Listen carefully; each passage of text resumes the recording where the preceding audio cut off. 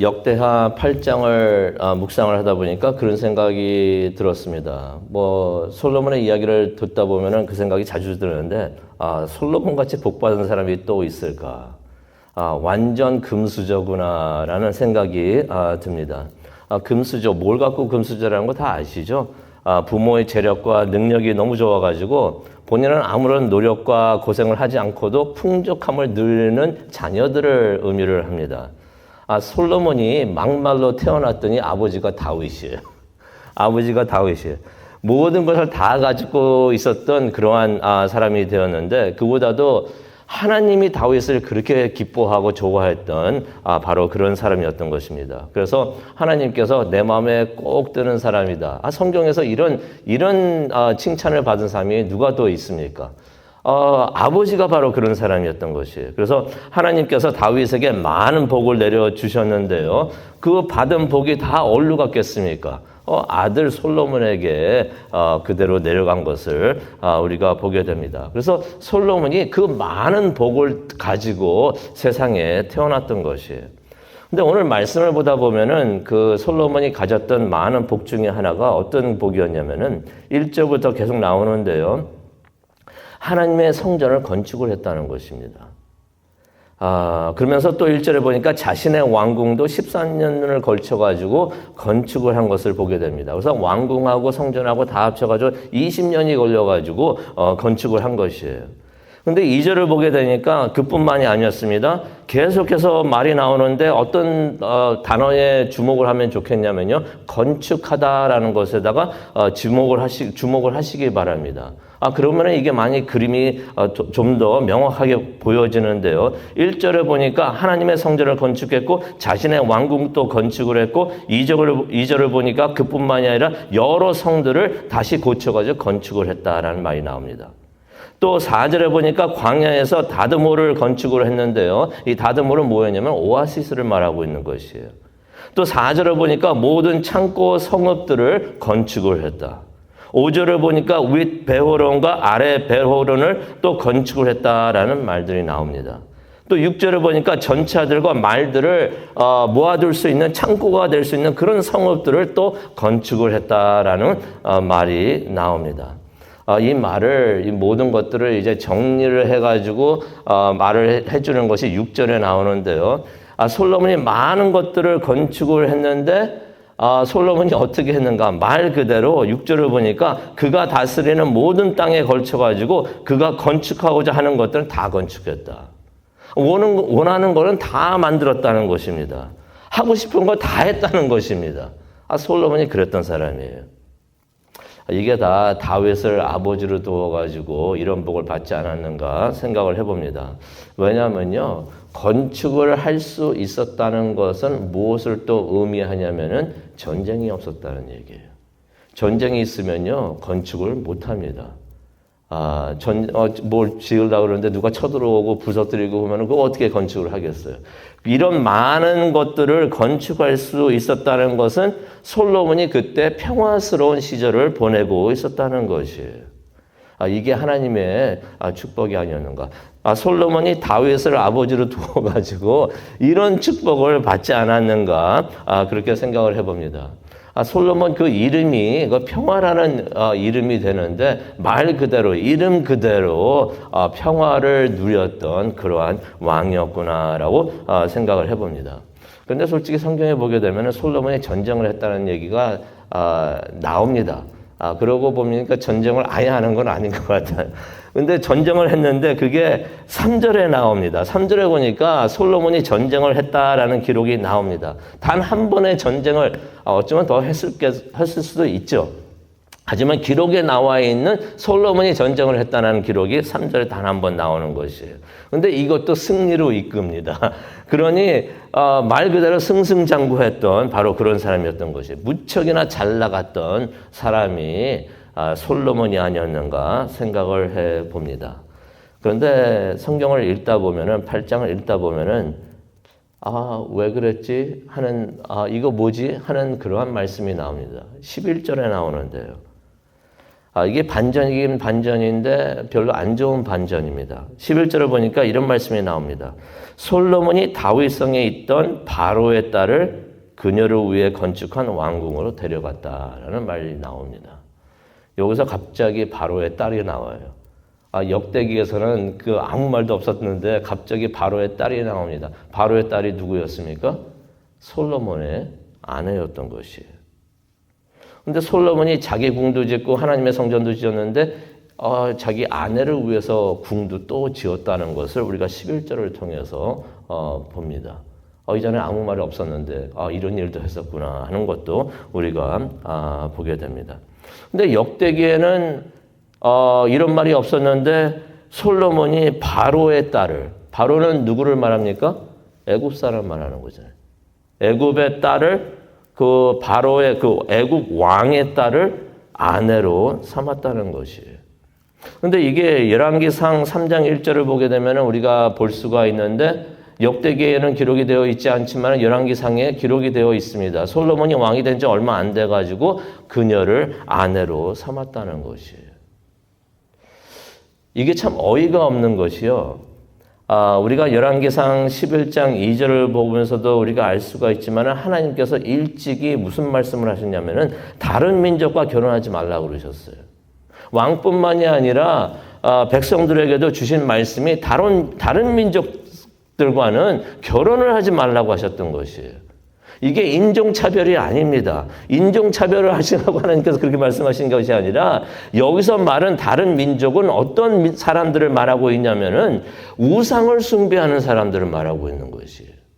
우상을 숭배하는 사람들과 결혼을 하지 말라는 것입니다. 이유가 기록이 되어 있습니다. 뭐라고 그러셨냐면은 그들과 결혼을 하면은 분명 너희의 마음을 그들이 돌려가지고 그들의 신들을 따르게 할 것이다.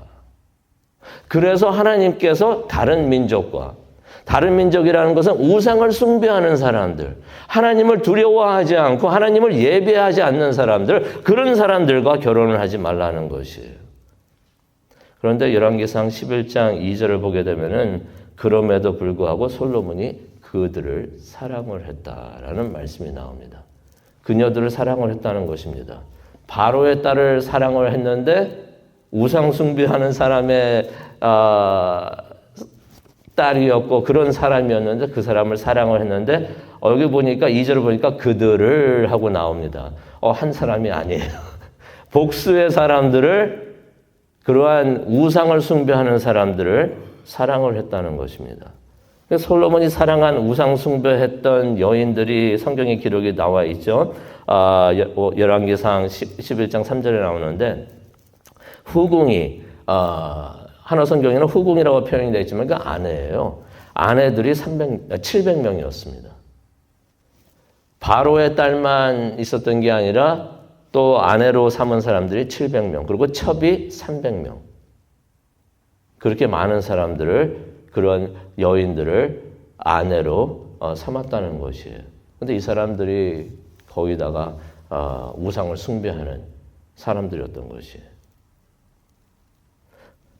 3절과 4절을 보게 되면은 역사는 이렇게 기록을 하고 있습니다. 이 사람들 모두 다가 솔로몬의 마음을 돌려가지고 우상을 숭배하게 했다라는 말씀이 나오는 것입니다. 이렇게 해서 이스라엘이 하나님을 버리게 된 것을 우리가 역사를 통해서 기억을 합니다. 그런 생각이 들었어요. 왜 솔로몬이 이런 일을 했을까? 왜 솔로몬이 이런 잘못을 했을까? 왜 솔로몬이 바로의 딸을 아내로 삼았을까? 다 양보해서 자신의 아내가 우상 숭배하는 사람인 줄 몰라서 그랬다.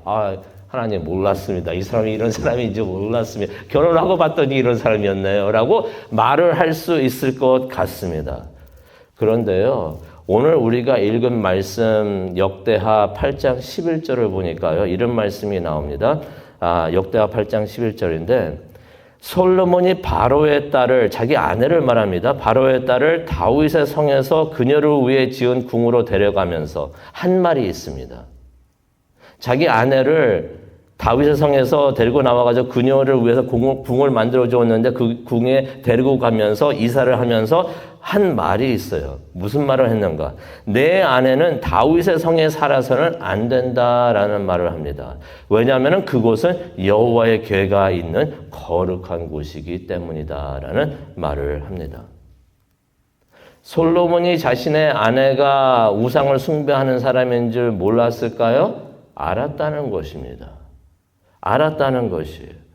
그래서 아내가 거룩한 곳, 다시 말해서 하나님의 언약궤가 있는 곳에 있으면 안 된다는 것을 솔로몬이 말을 하고 있다는 것입니다.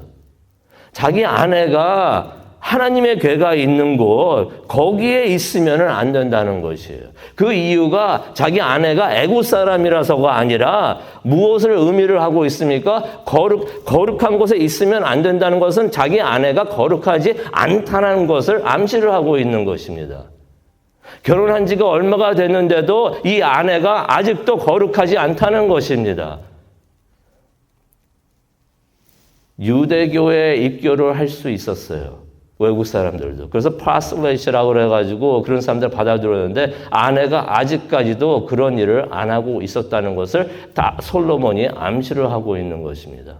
이전에 애굽에 있을 때도 우상 숭배를 하고 있었는데 지금 결혼을 해가지고 솔로몬과 같이 살고 있으면서도 아직까지도 우상을 숭배하고 있었다는 것을 솔로몬이 암시하고 있는 것입니다. 그래서 내 아내가 하나님의 언약궤가 있는 곳에 있으면 안 된다라고 말을 하고 있는 것입니다. 솔로몬이 그걸 알고 있었던 것이 아내가 또 아내들이 하나님을 예배하지 않고 우상을 숭배하고 있는 것을 알고 있었던 것이에요. 또 솔로몬이 분명히 알았습니다. 뭘 또 알았습니까? 하나님의 말씀을. 우리가 역대하 7장을 우리가 그저께도 봤잖아요. 이 역대하 7장 19절에도 보면은 하나님께서 분명히 이 말씀을 하셨습니다. 낙성식을 할 때도 하나님께서 축복을 해주고 내가 앞으로 너의 왕자를 보존해주고 너희들을 지켜보호해 주시는데 그런데 하면서 하나님께서 조건을 주신 게 있어요. 19절에 보니까 그러나 너희가 만일 내게 등을 돌려서 내 율례와 명령을 버리고 다른 신을 섬겨서 그들을 경배하면 20절에 뭐라고 말씀하십니까? 내가 너희에게 준 내 땅에서 너희를 뽑아낼 것이다.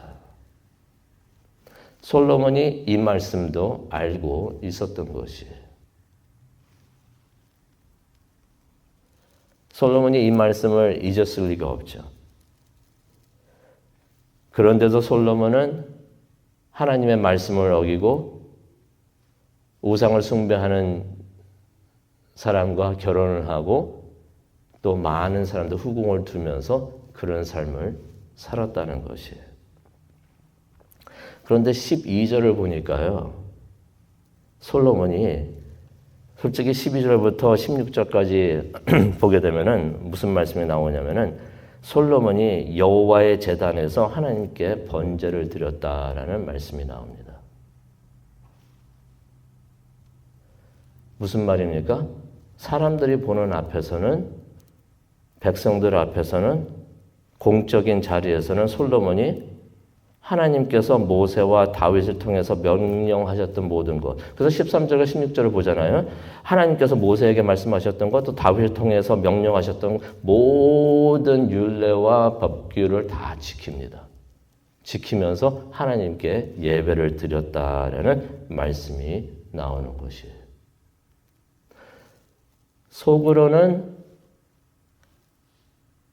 집안에 들어가서는 하나님의 말씀을 다 버리고 하나님의 말씀을 어기면서 겉으로는 사람들 보는 앞에서는 하나님 말씀을 누구보다도 잘 따랐다는 것입니다. 솔직히 오늘 이 말씀 가지고 기도하는 시간을 가졌으면 좋겠는데요. 요즘 제 친구 목사님들과 대화를 나누면서 그런 말을 하는 것을 보게 됩니다. 당신과 나는 우리는 나중에 이러지 맙시다. 그런 말들을 많이 합니다. 자세히는 제가 설명을 안 드리겠는데 우리는 그러지 맙시다 라는 생각이 드는데 말씀 마치겠습니다. 솔로몬을 보면서 또 그런 생각이 드는 것이에요. 우리는 그러지 맙시다. 우리는 그러지 맙시다. 사람들 보는 앞에서는 누구보다 신실한 것 같고 누구보다 하나님 말씀을 잘 지키는 것 같고 그러면서 8장 12절부터 쭉 보게 되면은 법규란 법규는 다 지켜요.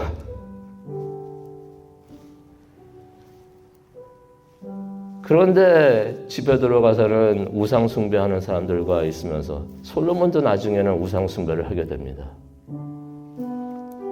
우리는 진짜 이런 삶 살지 않았으면 좋겠습니다. 겉으로나 속으로나 진심으로 전심으로 하나님을 바라보면서 하나님을 섬기는 우리 모두가 되기를 간절히 축원합니다. 기도하시겠습니다. 사랑과 은혜가 충만하신 하나님 아버지 감사합니다. 오늘 말씀을 통하여 무엇을 위해서 기도해야 되는지 다시 한번 기도 포인트를 주시니 정말로 감사합니다. 솔로몬을 바라보면서 한탄하는 우리가 되는 것이 아니라 솔로몬을 바라보면서 우리는 이러지 말아야 하겠다 하면서 하나님을 섬기는데 우리가 진심으로 섬기게 하여 주시옵소서. 누가 보든지 안 보든지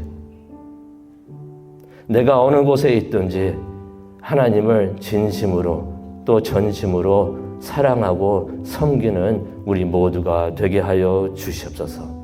그것을 위해서 기도하는 이 시간이 되기를 원합니다.